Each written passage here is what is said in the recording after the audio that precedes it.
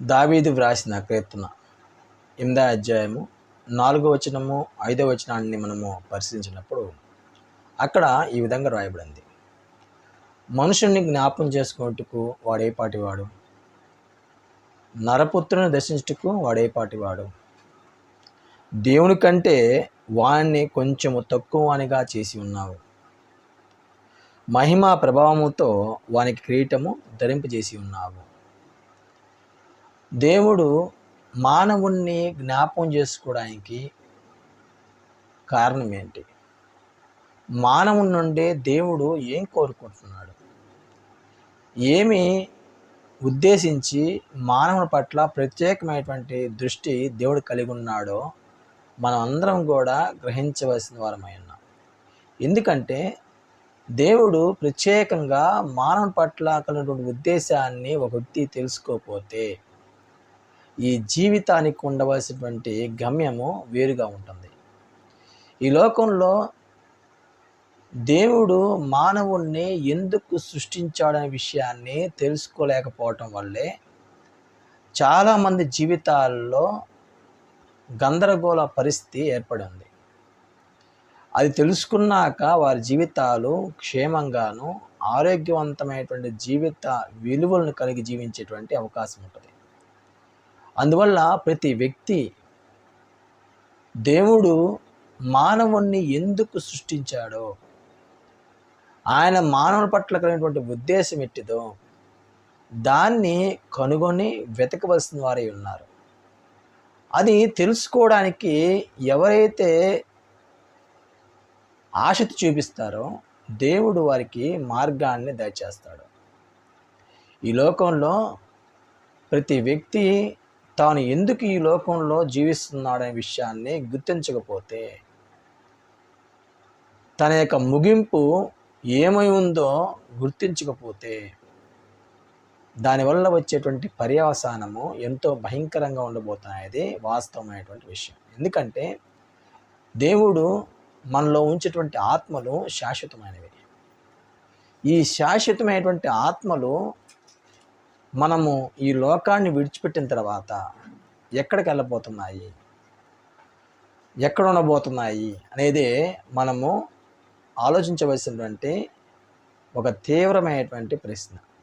ఎందుకంటే దీని గురించి ఎవరైతే ఆలోచిస్తారో వారు ఈ జీవితాన్ని గురించినటువంటి వెతుకులాటలో ముందుకెళ్ళేటువంటి అవకాశం ఉంటుంది. కానీ ఎవరు దీని మీద ఆలోచన కలిగలేరు. కారణం ఏంటంటే ఈ లోకంలో ఈ జీవన వ్యాపారంలో మనిషి యొక్క జీవితము సుఖపడటము, సంతోషించటము, ఈ లోక సంబంధమైనటువంటి వ్యసనాలతో జీవించడానికి ఇష్టపడేటువంటి పరిస్థితి ఏర్పడుతుంది. దానివల్ల వచ్చేటువంటి ముగింపు అనేది వారు గుర్తించలేకపోవటం అనేది బాధాకరమైన విషయం.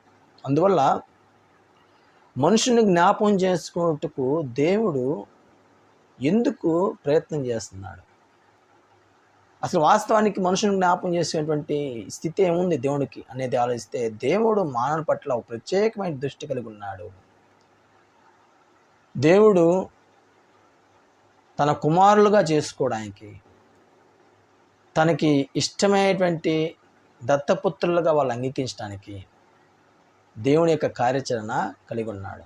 ఎవరైతే క్రీస్తు యేసునందు దేవునికి జన్మిస్తారో వారందరూ కూడా దేవుడి కుమారులుగా పిలువబడతారు. ఈ దేవుడి కుమారులుగా పిలువబడిన ప్రతి వ్యక్తి దేవుని యొక్క స్వభావాన్ని సాధించాలి. అంటే ఎందుకు సాధించాలి అంటే, ఈ స్వభావాన్ని మనం పాపం చేయటం వల్ల పోగొట్టుకున్నాం. మనందరం కూడా దేవుని యొక్క స్వరూపంలో, దేవుని యొక్క పోలికలో సృష్టింపడ్డాం. అయితే ఎప్పుడైతే మన సహజ కోరికను సంతృప్తిపరుచుకునేటువంటి క్రమంలో యవ్వన వయసుకు వచ్చిన తర్వాత అప్పుడు మంచి కంటే చెడుని ప్రేమించటము, దేవుని నియమాన్ని అతిక్రమించి మన సొంత నిర్ణయాలని ఆలోచించుకొని ముందుకి వెళ్ళటం వల్ల జరిగేటువంటి పరిణామమే ఈ పాపము. ఈ పాపం వల్ల వచ్చేటువంటి జీతము మరణమై ఉందనే విషయాన్ని మనం గ్రహించాలి. ఈ పాపము మన జీవితాలను ఏల్తి మన యొక్క ఆలోచనలు ఏలిద్ది, మనం ఇష్టం లేనటువంటి కొన్ని పనులు చేయించిద్ది. కారణం ఏంటంటే మనము మన జీవితాన్ని నడిపించుకోకుండా పాప సంబంధమైనటువంటి జీవన విధానమే మనం నడిపించేటువంటి పరిస్థితుల్లోకి వెళ్ళిపోవటం. ఇది మరణకరమైనటువంటి పరిస్థితి. ఈ మరణకరమైనటువంటి పరిస్థితి ఎవరి జీవితాల్లో ఉంటుందో వారు తాము నియంత్రించుకునేటువంటి స్థాయిని దిగజారిపోయి పాపము ఏలుబడి కింద జీవించేటువంటి పరిస్థితులకి వాళ్ళు వెళ్తారు. అలాంటి పరిస్థితులు వెళ్ళిన వారందరూ కూడా దేవుని యొక్క జ్ఞానాన్ని విడిచిన వారే, దేవుడు ఎందుకు వారిని సృష్టించాడో ఆ విషయాన్ని గ్రహించిన వారే. వారందరూ కూడా నిత్య జీవానికి అపాత్రులుగా ఉండబోతున్నారు. అందువల్ల క్రీస్తు యేసునందు దేవుడు మనకు అనుగ్రహిస్తున్నటువంటి గొప్ప వరం ఏంటంటే మనం పోగొట్టుకున్నటువంటి ఆ దేవుని యొక్క స్వభావాన్ని తిరిగి సంపాదించుకోవడానికి యేసు ప్రభు యొక్క మాదిరిని మనకు అనుగ్రహించి మన జీవితాల్లో దేవుడు ఏం కోరుకుంటున్నాడో అది సాధించడానికి కావలసిన వాతావరణాన్ని క్రీస్తు యేసునందు సంఘములో అనుగ్రహిస్తూ ఉన్నాడు. ఎవరైతే క్రీస్తు యేసునందు దత్తపుత్రులుగా చేర్చబడుతున్నారో వారందరూ దేవుడు నిత్య జీవానికి పాత్రలు ఉన్నట్లుగా సిద్ధపరిచినట్లుగా యేసు ప్రభు మన కోసము పనిచేస్తూ ఉన్నాడు. ఆయన రాజుగా ఉండి మన హృదయాలను మన మనసులను ఏలడానికి సిద్ధంగా ఉన్నాడు. పరిశుద్ధాత్ముడు మన హృదయాల్లో ఉండి దేవుని యొక్క ధర్మ విధులను రాయడానికి సిద్ధంగా ఉన్నాడు. దేవుడు మన జీవితంలో ఏం కోరుకున్నాడో అది మనం సాధించగలిగితే దేవుడు మనల్ని మహిమలో చేర్చుకోవడానికి కూడా సిద్ధంగా ఉన్నాడు. ఈ విషయాన్ని ఎవరైతే గ్రహించి ముందుకెళ్తారో వారి జీవితంలో గొప్ప స్థితిని అనుభవించబోతున్నారు, నెమ్మది అనుభవించబోతున్నారు. కాబట్టి ఈ లోకంలో దేవుడు మానవుని పట్ల ఏం కోరుకుంటున్నాడో అది సాధించడానికే మనం ఈ లోకంలో ఉన్నాం.